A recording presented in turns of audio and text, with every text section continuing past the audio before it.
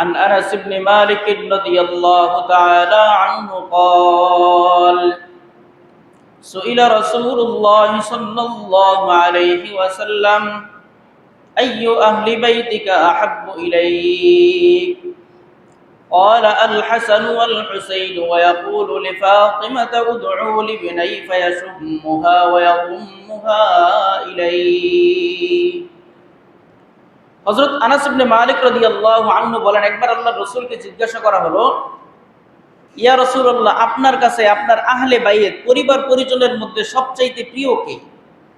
কাকে আপনি অনেক বেশি ভালোবাসেন, এমন কে আছে? আল্লাহর রাসূল সাল্লাল্লাহু আলাইহি ওয়াসাল্লাম বললেন, সবচাইতে প্রিয় হচ্ছে হাসান এবং হুসাইন রাদিয়াল্লাহু আনহু। এরা হচ্ছে আমার কাছে অনেক প্রিয়। মাঝে মধ্যে হযরত ফাতেমা রাদিয়াল্লাহু আনহাকে বলতেন, আমার দুই পুত্র সম্বোধন করেছে, আমার দুই নাতিকে আমার কাছে দাও।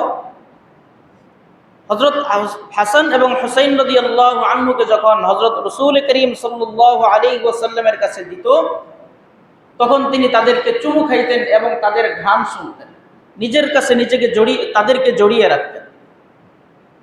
অন্য এক হাদিসের মধ্যে আল্লাহর রাসূল সাল্লাল্লাহু আলাইহি ওয়াসাল্লাম বলেন, عن ابن عمر رضي الله تعالى عنه قال قال رسول الله صلى الله عليه وسلم الحسن والحسين سيدا شباب أهل الجنة وأبوهما خير منهما